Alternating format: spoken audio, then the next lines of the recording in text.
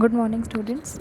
तो हमने अपने लास्ट लेक्चर में हमने क्या क्या किया था। स्वेट इक्विटी शेयर्स क्या था, राइट इशू क्या होता है, प्रेफरेंशियल अलॉटमेंट क्या होता है, प्राइवेट प्लेसमेंट क्या होता है और बुक बिल्डिंग तक हम अपना कर चुके हैं। अब हमें क्या करना है, accounting treatment of issuing of shares. तो जब हम अकाउंटिंग ट्रीटमेंट करते हैं शेयर्स का, तो अगर हम नॉर्मल केस की बात करें तो सबसे पहले हम अपना सोचते हैं कि शेयर जो है एट पार वैल्यू इशू होगा। पार वैल्यू का क्या मतलब होता है कि जितने शेयर की नॉमिनल वैल्यू होगी उतना ही उसका इशू प्राइस भी होगा मार्केट में। तो उसे हम बोलते हैं पार वैल्यू, कि जब हमारी दोनों चीज़ें, शेयर की नॉमिनल वैल्यू और शेयर का इशू प्राइस दोनों ही सेम होंगे, उसे हम बोलते हैं एट पार। तो जब हम अपने एट पार शेयर्स इशू करते हैं उसका अकाउंटिंग ट्रीटमेंट क्या होगा। हम जब अपना अकाउंटिंग ट्रीटमेंट करते हैं, अपना पैसे मंगवाते हैं शेयर होल्डर से, तो हम अपने जो मनी मंगवाते हैं वो अलग अलग स्टेप्स में मंगवाते हैं। फर्स्ट स्टेप हमारा होता है एप्लीकेशन मनी, उसके बाद हम करते हैं अलॉटमेंट, उसके बाद हम अपनी फ़र्स्ट कॉल मंगाते हैं, फिर हम मंगवाते हैं second and then final call. Second call और फाइनल कॉल हम एक साथ भी मंगवा सकते हैं, लेकिन उससे पहले हम अपनी एप्लीकेशन, अलॉटमेंट और फर्स्ट कॉल ड्यू करते हैं, उसको मंगवाते हैं। तो जब हम अपना अमाउंट इशू करते हैं, जितने अमाउंट का हम इशू करते हैं शेयर, तो मान लीजिए हमने 10 रुपये का अपने एक शेयर की वैल्यू रखी है, ये मान लो 100 रुपीज़ की रखी है। तो सबसे पहला जो हमारा स्टेप होता है एप्लीकेशन मनी मंगवाने का, तो एप्लीकेशन के वक्त हम कितनी प्राइस मंगवाएं अपने शेयर होल्डर से, तो वो प्राइस जो एप्लीकेशन मनी के लिए हमें रखना होता है, वो हमारे कंपनीज़ एक्ट में मेंशन है कि मिनिमम 25% आपको एप्लीकेशन के वक्त मंगवाना ही मंगवाना है। बाकी का बचा जो 75% है वो आप अलग अलग क्लासेस में मंगवा सकते हो। जैसे कि एक आपने मंगवा लिया अलॉटमेंट में, फिर आपने मंगवा लिया सेकंड कॉल में, फिर आपने मंगवा लिया फाइनल कॉल में। फाइन। अब अगर मान लीजिए हमारा जो शेयर इशू आप करना है 100 रुपीज़ का है, तो आपको इसकी एप्लीकेशन मनी, आपको कम से कम इसका 100 का 25% कितना बनेगा, 25 रुपीज़। तो आपको 25 रुपीज़ किस वक्त मंगवाने हैं, एप्लीकेशन के वक्त। बचे 75 रुपीज़ आप मंगवाओगे अलॉटमेंट में, फर्स्ट कॉल में एंड देन फाइनल कॉल में। अब आपने जो आपका फर्स्ट स्टेप होता है एप्लीकेशन मनी मंगवाने का, तो उसकी अकाउंटिंग एंट्री क्या होती है, आपके पास जब भी कैश आता है, पैसा आता है, तो आप उसकी एंट्री क्या करते हो, आप हमारा कैश बढ़ता है या फिर आपने बैंक में मंगवाया तो आपका बैंक बैलेंस बढ़ जाता है। तो बैंक बैलेंस का जब बढ़ता है तो उसकी एंट्री, जर्नल एंट्री हम कैसे करते हैं, बैंक अकाउंट डेबिट टू जिसके द्वारा वो आ रहा है। बैंक अकाउंट हमारा कैसा अकाउंट होता है, किस नेचर का अकाउंट होता है, रियल अकाउंट। आपने फाइनेंशियल अकाउंट में पढ़ा है, आपका अकाउंट 3 नेचर के होते हैं। तो जो बैंक अकाउंट होता है आपका किस में आता है, रियल अकाउंट में। और रियल अकाउंट का जो रूल होता है अकाउंटिंग का क्या होता है, debit what comes in and credit what goes out. तो अब आपका बैंक में जब मनी आया है तो आपने उस बैंक में, बैंक की एंट्री को आपने डेबिट किया है, इसका मतलब उतना आप पैसे से आपका बैंक बैलेंस बढ़ गया है। तो आप फर्स्ट एंट्री करते हो एप्लीकेशन मनी रिसीव करने की। फिर सेकंड एंट्री, जब आप वो एप्लीकेशन मनी आपने रिसीव किया है, आपका वो अमाउंट किस हेड के अंदर जाना चाहिए, शेयर कैपिटल के अंदर जाना चाहिए। तो आप उस एप्लीकेशन मनी जो आया है इसको ट्रांसफ़र करते हो किस में, शेयर कैपिटल में, शेयर कैपिटल में ट्रांसफ़र करते हो। तो उस ट्रांसफ़र करने की सेकंड एंट्री हमारी क्या बनती है, second entry share application account debit to share capital account. हमने एप्लीकेशन का अकाउंट यहाँ पे ओपन किया था, अब हम उसको ट्रांसफ़र कर रहे हैं कैपिटल में, तो हम उसकी उल्टी एंट्री कर देंगे। हमने पहले क्रेडिट करके ओपन किया था, अब हमें उसे बंद करने के लिए हम उसे डेबिट करेंगे। अब उसके बाद क्या होता है, एप्लीकेशन के बाद हमें अलॉटमेंट करनी होती है शेयर्स की। अब क्या होता है कि on the expiry of date of application money, bank send all application to the company, और जो डायरेक्टर्स हैं कंपनी के can not allot the shares unless the minimum subscription has been received. हमने अपने लास्ट लेक्चर में किया था, minimum subscription कितना होता है, 90% of issue price. Minimum subscription क्या होता है कि जितना अमाउंट हमने इशू किया है उसका कुछ पोर्शन हम फिक्स कर देते हैं कि इतना तो कम से कम एप्लीकेशन के वक्त आना ही चाहिए, इतने का सब्सक्रिप्शन आना चाहिए, और वो कितना होता है 90% ऑफ इशू अमाउंट, ठीक है। तो अगर मान लो आपने जितना इशू प्राइस रखा है आपका 90% तक एप्लीकेशन नहीं आती है, ठीक है। फर्स्ट स्टेप क्या है, एप्लीकेशन आना। अगर एप्लीकेशन 90% तक नहीं आती, आपका मिनिमम सब्सक्रिप्शन 90% नहीं आया, तो आपने कॉन्सिक्वेंस भी पढ़ा था कल हमने, तो आपको वो अमाउंट रिटर्न करना होता है। और अगर आ जाए तो इशू कर दो, ओवर सब्सक्रिप्शन हो तो आप प्रोराटा अलॉटमेंट करते हो। तो अब यहाँ पे वो क्या कह रहा है कि अलॉटमेंट तभी होगी जब आपका मिनिमम सब्सक्रिप्शन रिसीव हो चुका होगा, अगर नहीं हुआ तो रिटर्न कर देनी है आपने मनी। तो अब हम यहाँ पे मानते हैं कि हमारा मिनिमम सब्सक्रिप्शन जो है हमें अचीव हो चुका है, तो अलॉटमेंट ड्यू करेंगे। ड्यू करने के लिए आपको अलॉटमेंट का अकाउंट ओपन करना होगा। ओपन करने के लिए हम क्या करेंगे, शेयर अलॉटमेंट अकाउंट डेबिट, किस में है, शेयर कैपिटल अकाउंट में। हमें कैपिटल में भेजना है ये अमाउंट, तो ड्यू करने की एंट्री हमारी होती है share allotment account debit to share capital. अब आपने ड्यू कर दिया, ड्यू करिए, तो इसके बाद आपने अलॉटमेंट का मनी आप उनसे मांगोगे।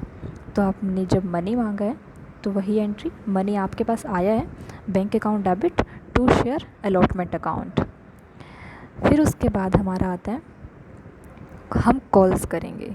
हमारी जो फर्स्ट कॉल है, सेकंड कॉल है, वो हम करेंगे। आपने जब भी आपको कोई कॉल ड्यू करनी है, आपने अलॉटमेंट ड्यू करी है या कॉल मनी ड्यू करी है, तो आपकी फ़र्स्ट स्टेप में एंट्री क्या होनी चाहिए, आपने जिस चीज़ को ड्यू करा है आप उसे डेबिट करोगे। शेयर कॉल ड्यू करी है तो आपने कॉल को डेबिट किया है, और ये हमारा अल्टीमेट अमाउंट कहाँ जाता है, शेयर कैपिटल में जाता है, तो कैपिटल को आपने क्रेडिट किया है। फिर यहाँ पे आपने ड्यू करी, इसको हमने बैंक अकाउंट में, जब हम इसको मंगवाएंगे, एक्चुअल क्या है, bank account debit to share call account. अब ये ड्यू करना और मंगवाना दोनों अलग अलग डेट भी होती हैं, सेम डेट भी हो सकती हैं। मान लो आपने 10 जनवरी को फर्स्ट कॉल ड्यू करी है, ठीक है, तो आपकी ये एंट्री क्या किसकी होगी, 10 जनवरी की, कि आपने ड्यू कर दिए share call to share capital. अब आपने इसको मंगवाने की डेट रखी हुई है कि भाई 15 तारीख तक आपके पास फ़र्स्ट कॉल का अमाउंट आ जाना चाहिए। तो आप ये जो एंट्री रिसीव की करोगे, टोटल ये करोगे कब की, 15 जनवरी में एंट्री करोगे, ये करोगे 10 जनवरी की, कि आपने 10 जनवरी को ड्यू करा है और 15 जनवरी को आपको मनी रिसीव हुआ है। तो जब आपने रिसीव करा तब आप करोगे bank account debit to share call. ऐसे ही आपने अगर फ़र्स्ट कॉल करी है तो आप यहाँ पे शेयर के साथ यहाँ पे आप लिख दोगे फ़र्स्ट कॉल या फिर सेकंड कॉल, जो भी आपकी कॉल है, या फिर फाइनल कॉल। फाइन, ये हो गई आपकी कॉल की entry.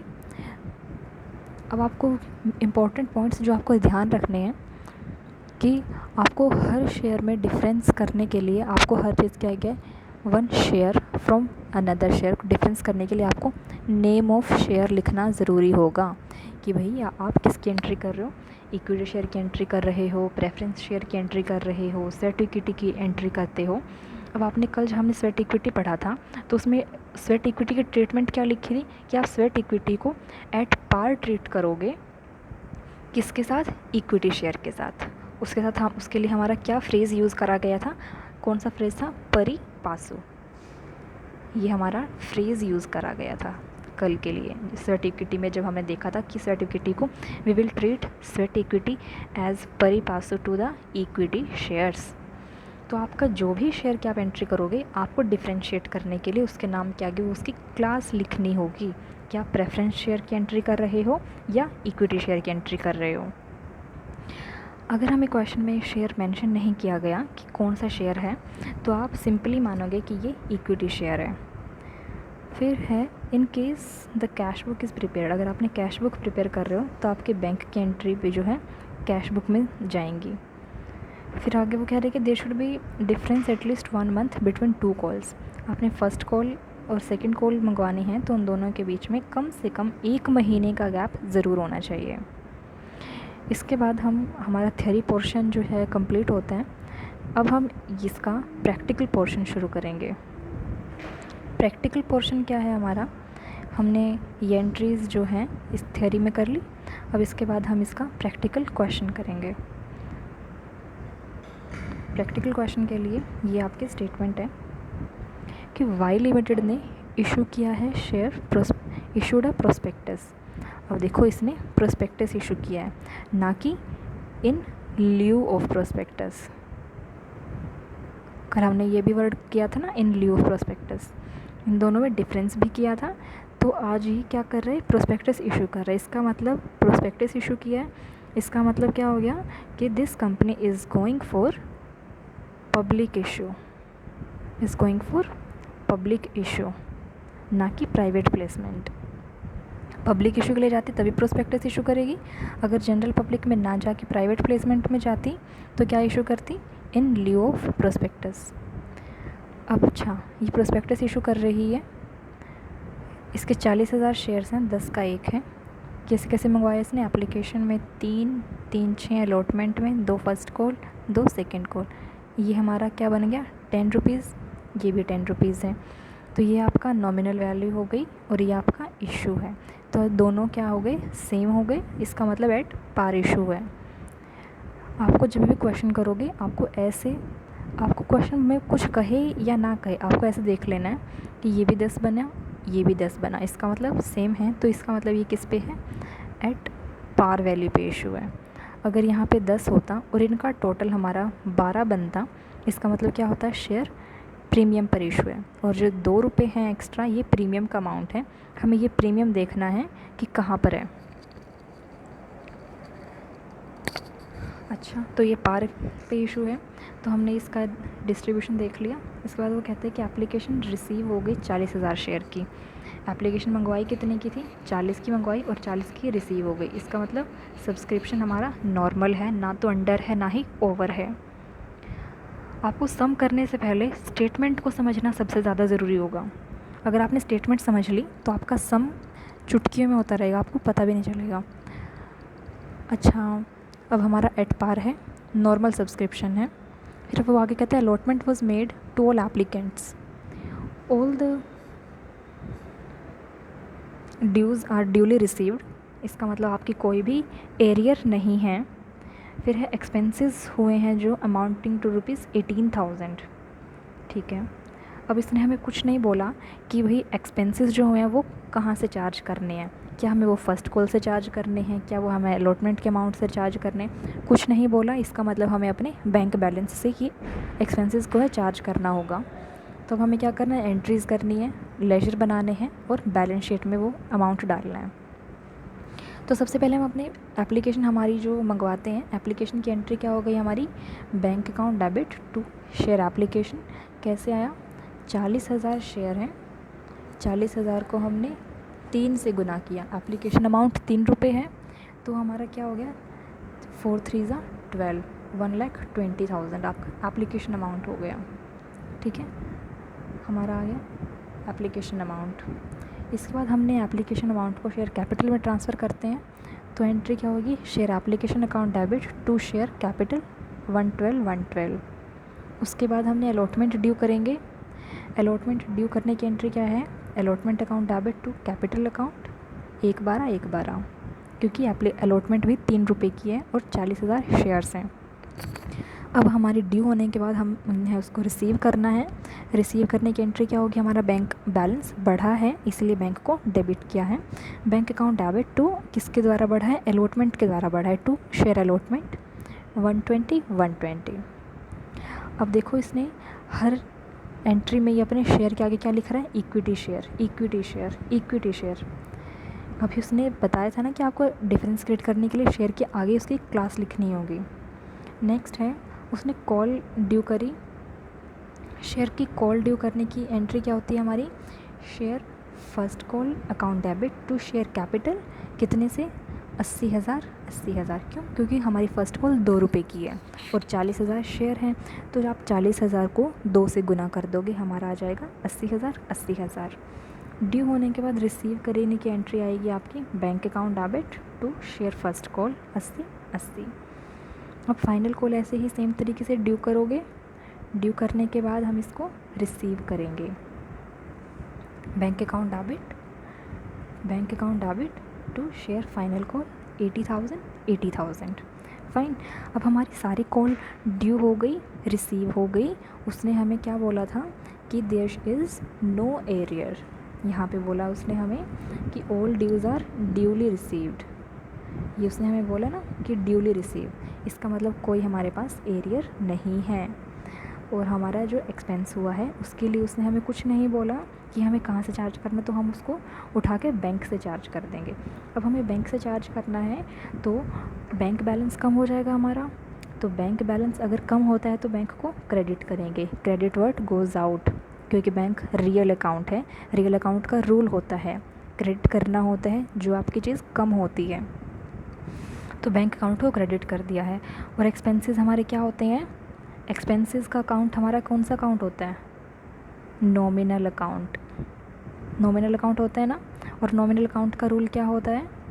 Debit all expenses and losses, ये होता है। और क्रेडिट करते हैं किसको? प्रॉफिट्स को और इनकम्स को। तो हमारा ये नॉमिनल अकाउंट है और ये है रियल अकाउंट। तो नॉमिनल अकाउंट की वजह से हम इसको डेबिट करेंगे। एक्सपेंसेस है हमारा, expenses account debit to bank account 18,000। उसके बाद हमें लेजर बनाना है।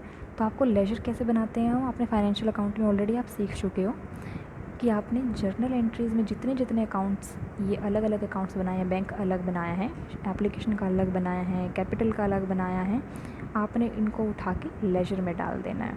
कि कैसे? अगर हम अपना बैंक का लेजर बनाते हैं, जैसे ये है, एक साइड डेबिट हो गई हमारी, दूसरी साइड क्रेडिट हो गई। इसमें हमारा हम ये देखेंगे कि हमारा बैंक अकाउंट कहाँ पर क्रेडिट है और कहाँ पर डेबिट है। जहाँ पर भी हमारा बैंक अकाउंट डेबिट किया गया है, इसका मतलब हम अपने लेजर में, बैंक के लेजर में डेबिट की तरफ उस आइटम को लिखेंगे। फॉर एग्ज़ाम्पल, जैसे बैंक अकाउंट डेबिट है ना यहाँ पे, तो बैंक की डेबिट की साइड जाएगा क्या? To share application. फाइन, देखो बैंक की डेबिट की तरफ लिखा है टू शेयर एप्लीकेशन, कितने से? 1/20 से। ऐसे ही जहाँ पर बैंक को डेबिट किया गया है उसके डेबिट की तरफ ये अमाउंट आ जाएगा, बैंक को क्रेडिट किया गया वो आपके बैंक की क्रेडिट की तरफ आएगा। अब हमने बैंक को क्रेडिट सिर्फ एक ही केस में किया था, किस में किया था? जब हमने एक्सपेंसेस पे करे थे 18,000 के, और अभी वो हमने लेजर में कहाँ डाल दिया? बैंक की क्रेडिट की तरफ, क्यों? बैंक को क्रेडिट किया गया है 18,000। तो हमारा नेट बैलेंस बैंक का जो बचता है वो है 3,82,000। आपका ये बैलेंस, बैंक बैलेंस कहाँ जाएगा बैलेंस शीट में? किसकी तरफ जाता है? एसेट्स की तरफ जाता है, बैंक हेड में। ठीक है, तो आप इस तरह सारे लेजर्स बनाएंगे अपने जर्नल में से देख देख कर। ये सारे लेजर बना रखे हैं उसने। फाइन, उसके बाद आपने एंड में क्या करना है? बैलेंस शीट क्रिएट करनी है।